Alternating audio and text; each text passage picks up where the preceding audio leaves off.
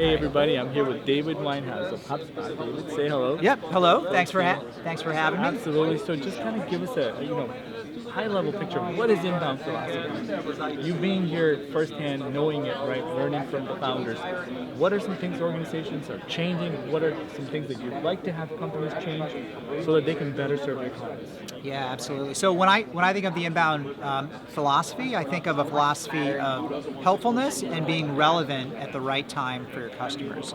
So for instance, one of my most favorite stats about inbound, or just about the marketplace in general and how it's been changing these days, is that typically by the time a prospect will reach out to you as a business, they've gone through 70% of their buying process already. It is amazing. It's like we're used to, the buyer was captive to us as sellers. They had to come to us to get information. They no longer have to do that. So what buyers are doing instead is they're finding it. Googling and finding out whoever, Exactly. watching videos just like this one. Exactly. And figuring out their own answers to the point they probably can be the salesperson. Exactly. They can probably be, if a lot of times your prospects know more than your salespeople know. You go shop for a car, you walk into the dealership a lot of times with more knowledge about a specific model than that salesperson. So you can look at that as a challenge and an opportunity. Right? The challenge is that this illusion of control over the sales process does not exist anymore. It's very true. As sellers, we should not view it as we need control of the sales process. Rather, the control is shared. It's often with the consumer.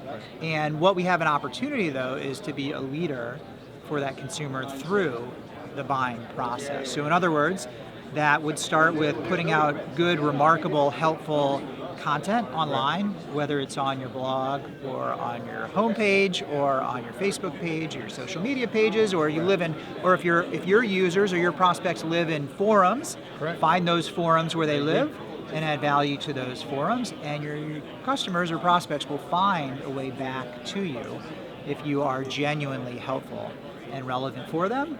From there, give them something else of value. Eventually, let them know that there's more help available from a salesperson if you're in the type of business where you have salespeople to help your prospects.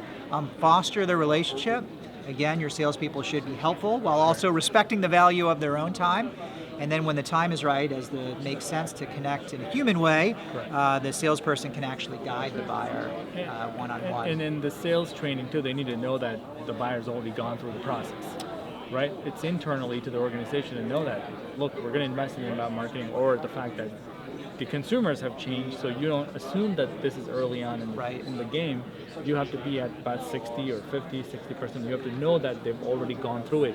How do you now progress the sale from there, as opposed to asking them questions they've already gone past? That's right. They've already vetted who they want to contact. Right. So for instance, HubSpot, you're a salesperson, you get a prospect who's earlier in the process. That's okay, but it may not be a great use of your time yet. So at HubSpot, we can put people back in a nurturing process. They might say to us, hey, I don't know, I'm just kind of looking, I'm just trying to educate myself, right? You're a salesperson, you hate it when people are like, oh, I'm just trying to educate myself. Well, back in the day, you'd be like, great, this person wants to talk to me. I'll spend 90 minutes on the phone educating this person. Today, that doesn't make sense. Better to send them into an educational process, like send them a recorded demo of your product or put them into a nurture workflow. Let them educate themselves. That's fine if a buyer's earlier in the process, but as salespeople, we need to be able to attune ourselves to where a buyer is in the process and then come in at the right spot. Or if they're not at the right spot, give them the right tools so they can get to the right spot if they're the right buyer. Again, creating content at every stage of that funnel until, you have that mapped out, you continuously update it, and use tools and whatever to send it to the right prospect so that they're getting information at the right time. Absolutely. Really, it's truly a transformation from the old school mentality to a new school. Right. Old school mentality is like talk to a salesperson on your website. Right. That's old school. It's like I just want the people at the very, very bottom of the funnel, or I want to force people to the bottom of the funnel. New school mentality is, hey, here's some of your common questions you may have. Here's some information. Then would you like an ebook or another resource?